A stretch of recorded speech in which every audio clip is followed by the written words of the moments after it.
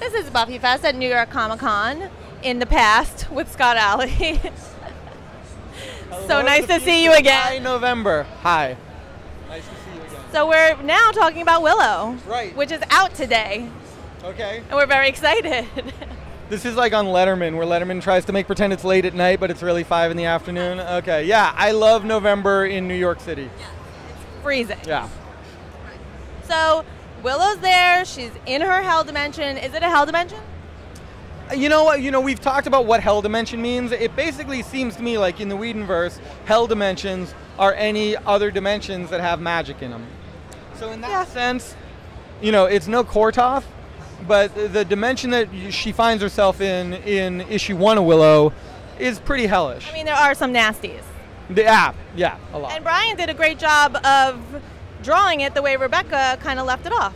Yeah, if I recall, and I might be wrong about this, there's so much work done to make sure that these things sync up pretty well, and I'm sure Buffy fans can point out every point at which I've failed, but we've done a pretty good job, and we work really hard anyway to make it sync up. I believe what we did was Brian had started drawing some stuff, gave it to Rebekah for that one panel. Oh, so they time traveled as well. Yeah, there was a lot of time travel. Nice. So, but this isn't the world without shrimp. No shrimp. Yeah, I mean, yes, shrimp. There are shrimp here. There's shrimp. Because the red doggies are. We don't go into that too deeply. No, nor should you. But I think there was some confusion. So. Yes. What you're talking about is that the dog people, I forget what we called them, but those like puppy guys from Kortoth, they were taken one place. Willow has gone somewhere else. Willow's not in the world of those guys. So for everyone that's confused, there are shrimp. Yes, shrimp. And we actually do kind of get into the undersea, fauna, as it were, in like issue 3, I think. Nice. Yeah. There's a shrimp factor. Yeah, Cthulhu. Personally, I don't think we should ever see the world without shrimp. Nope, I agree. It's like a thing that should be No good. like the cheese. Yeah. Thank you. Right. Now, Narek, the demon. Right. What can you tell us about him? He's he's a magician who's into some darker stuff. He's a witch or warlock or whatever you have, who's into some darker stuff. He's power hungry, and he knows that our world has been cut off from power, and so he's really motivated to figure a way for him personally to get back to Earth with power and be kind of all-powerful, because nobody could oppose him, because he's like the one guy with magic. Of course, we know that there are some other people and objects that retain their magical powers on Earth, but Marek is interested in teaming with Willow in order to find a way back to Earth where he thinks he'll be, Billy Badass. But he's not someone we've met before. No. Speaking of the magic, not in the world. Right. They make it really clear in the beginning how much the magic's affected the world by the fact that there are like only 2 colors of the rainbow now. Yeah, Jeff. I really like what Jeff did in terms of like figuring out, that short vignette on the first page that just sort of shows where Willow's coming from. So that, again, if you haven't been reading Buffy season 9 or Angel and Faith and all that, you get the gist of where things are at and why Willow's doing what she's doing. Yeah, it's a nice summary. Does the rest of the world notice things like the rainbows, and are they bothered by it? Yeah, I mean, with the outing of vampires in season 8, a lot more stuff is on the table, but also like the world also knows to some degree that they came face to face with some dire, consequences to all of this in season 8. I mean, the average populace doesn't know that much about what happened or didn't happen at the end of season 8, but they know about vampires, they know about magic, and they know that there was some sinister stuff. And, despite the existence of vampires and zompires, there's not that many other menacing, threatening things running around. And so, rainbows aren't as good, Coke maybe doesn't taste as good. Some of what Willow is saying on that first page, this is funny, like some people have written in and said, well, what Willow's saying is stupid because it's just a matter of opinion. And it's like, yeah, it's a matter of opinion. She's really bummed out about the end of magic, and so she's reading it into everything from Coke not tasting good and bands all sounding like crap to more sort of objective things like a 2-colored rainbow. I mean, everybody can see a 2-colored rainbow. Exactly. But is it going to get more serious, those consequences, as the season moves on? In some ways, very much so. Yeah. In some ways, it really, really does. All right, so we didn't know before exactly at the start of the season what the no magic thing was going to be. Right. And then we started to see it a little bit, and now Willow, that first issue, there's a lot. They give a lot of very specific examples, which is like everybody is auto-tuning, and Right. I wanted to know. But you know what? They're already auto-tuning. Well, this is my question, right? Okay, this is kind of what I'm driving at. Is like, are we getting into metaphor territory now? Are we trying to make a statement that like the magic is gone from our world? We're not trying to say that. What I think you're inferring is not really what we're saying. We're not making any big statements about the world. We are, however, talking about their world. Okay. And here's what I'll say that I haven't said anywhere, I don't think. People have complained that season 9 is really just a throwback to season 6. Oh, Buffy has to get a job. Her job sucks. Her life's not as inspiring as it used to be. And it's like, yeah, okay, you're right. We are kind of retreading some of those themes. We're coming at them from a slightly different point of view. When we started talking about season 9, even before the writers' conference, and then at the writers' summit, what we were talking about was like, all right, what stage of Buffy's life are we talking about here, and what is worth saying about it the way that the original Buffy show really was about how terrible high school can be. And like, I won't spell it out all the way, but basically what we're leaning toward is the way that, like, you might be big man on campus in high school, you might be like just all right, for me personally, I graduated summa cum laude from a really good school. I was on top of the world, I was doing great. I came out of school into a recession, not this one, the last one, and I couldn't get a job. Yeah. I was summa cum laude, I thought I was hot shit, and I couldn't do anything because the world just didn't care. Buffy was the Slayer, she was the chosen one, she led an army, she was on top of the world in some ways, and then it all turned to crap, and now she's serving coffee. To some degree, I think for a lot of people, that's kind of your experience, going from the insulated world of high school and college out into the big, uncaring world of work. Right. That's a little bit the experience that these guys are having after the dissolution. In a way, the Slayer army was the climax of the whole Chosen One thing. Willow did that spell that empowered all these girls, and we're going to have this massive girl army, and it's the big payoff for many of the things that they were deep in throughout high school and college. And now that it's all behind them, it's kind of a load of crap. What they're left with isn't all that romantic or great. And Coke doesn't taste the same way, and all the bands are auto-tuned.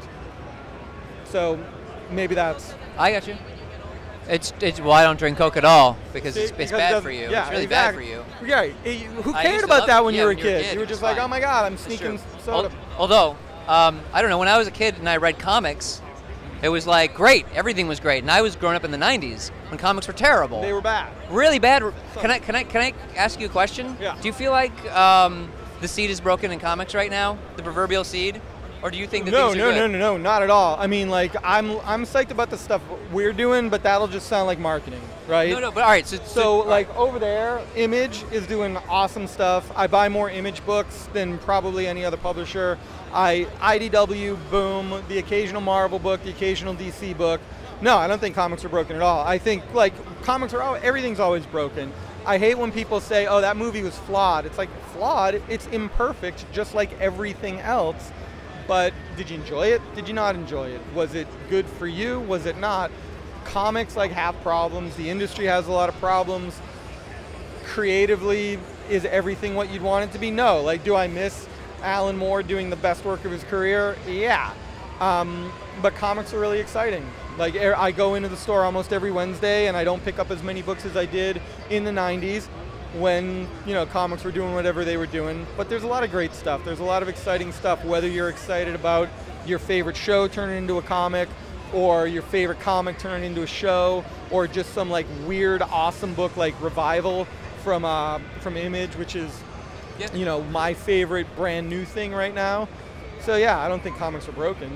I just feel like a lot's happening, and it's kind of hard sometimes. I think it's like, I like that, and then there's some things that I hate. Yeah. Maybe that's comics always. But I think it's more about being an adult than it is about comics. Right, which brings us back to where we were talking about originally. Us being Coke adults? doesn't taste the same. Right, Because right. you don't drink Coke, it's bad for you. Yeah, so it's not that the world has gone to shit, so now Willow's all bummed out. It's that, I mean, Rebekah Isaacs, oh my gosh. Yeah. Come in. Come in, we're talking. Yeah, come here. Like, really? You can introduce her. Can I? No, you shouldn't. Okay. You do it. All right. This is Scott Allie with Buffyfest at the San Diego Comic-Con, New York Comic-Con, and we've got Rebekah Isaacs, the artist of Angel and Faith. Oh, hi. And Hey, guys. She had no idea this was about to happen. Yeah. She was just innocently walking by. I was just trying to distract you. So they want me to ask you a question. Okay. So where the hell are the pages? Oh, No. You're like totally on deadline. She's killing it. Rebekah's doing a great job. We just figured out, readers get frustrated sometimes. Oh, there's too many fill-in artists. Yeah. So how do you solve that problem? work as fast as Scott tells me to. And so we won't have another fill-in after issue 15. Yeah, I'm gonna be drawing straight through to 25. Yeah. Thanks for that. No problem. It is such a fan favorite. I mean, Angel and Faith, it's ridiculous. How's it been so far now that you're halfway through? It's been awesome. I mean, I can't believe that I am this far into it because it feels like it's gone by so quickly, and there was never a point where I was just like, oh my God, what, Like, I can't believe I'm 75% in, and it feels like I just started yesterday. You're more than halfway. Yeah, and I think that's a sign that it's a really enjoyable book to work on, so. Well, thank you so much for popping over. Sorry we jacked you. No problem. Rebekah Isaacs, everyone. Hold on. Oh, hey, what do we got? Oh, I don't know. What are we doing? Oh, keep going? There you go. Well, it's fun because we were going to talk about another artist, actually. We were going to talk about Megan Lara. Oh, great. I wanted to know, because I mean, like, I know her originally because she was doing all this Art Nouveau stuff in the video game realm and selling T-shirts and stuff. Right. Did she approach you? Did you approach her? What happened? I believe Sierra, Sierra became aware of her stuff maybe through Joss, actually, but one way or another, Sierra became aware of Megan's Serenity stuff, and we were like, oh, let's do something with her sometime. And we had lined David up to do the main covers on Willow because we wanted something very different from anything else we were doing. And then we're like, all right, well, what do you do with the other cover? And we're just like, let's take a shot with Megan. Like, the fans like her. Right, and she is a fan. It's kind of exciting to give a fan a break. Yeah, and I guess that is the case. Yeah, I guess that is the case with her. Yeah. And I've seen the covers. I really like them. How do you feel about those? Oh, I love them. I mean, it's cool. It's funny because of because of various factors, scheduling, marketing plans, everything else. The very first cover she did is actually the issue 2 cover. And she really tricked out the whole Art Nouveau thing on what's now the issue 2 cover, was originally the #1 cover, but for the #1 cover we wanted to get something that fit a little bit more with our horror line promotion, so that's why we got the Cthulhu guy with the teeth on the cover there. But yeah, with all of her covers, she's done a great job, and it's fun working with her. The way she works so digitally makes the process kind of interesting, and like there was a lot of back and forth and a lot of, we were able to see a lot of stages because she can just do a screenshot and boom, send it in. So Willow, she got her own book. Yeah, she had a job. She's got a thing. She had like a thing she had to do. Right. She's gonna go. She's gonna try and bring magic back to the world. Bring magic back, with, as you find in issue 1 and probably more in issue 2, without really much of a plan. She doesn't really have a great plan. She just knows that the only way to do this is to go where there still is magic. Yeah. And figure it out from there. So she's.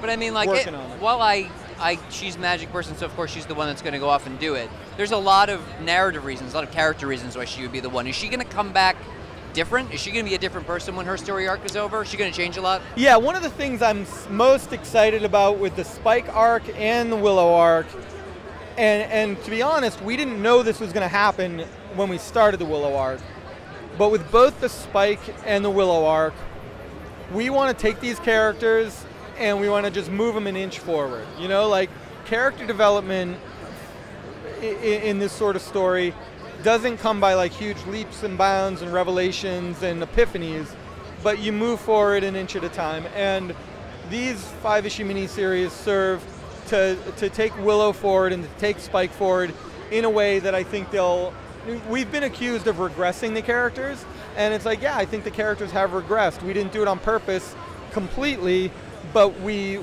saw how it was happening and it felt like a truthful thing. It wasn't like Joss said, okay, you got to make Spike act back. He's going to, get less mature. So like in the 5-issue arcs that these guys have, both characters will evolve a little bit and will come back into the main flow of the property, of the world, a little bit better prepared to deal with it. So is Willow going to go right back to the Buffy book, or might she pop up someplace else before she goes back to Buffy? She might. I said nothing. That's like I said nothing, and you're like, spoiler! He didn't say anything. So she's not going. She's going to show up on some other book. Hellboy. That would be great. I was Wouldn't actually going to. Whoa. I was going to say, yeah. Hell dimensions. Yeah. Hellboy in hell. Am I going to pass that opportunity up? I wouldn't. Anyway, so that's it. That's all the questions. Thank you, Scott. You're making her very impatient. I know she's. Well, no, she's. I think you're deflecting. She's a wreck. She's all right. You can't tell. She's got the wig on.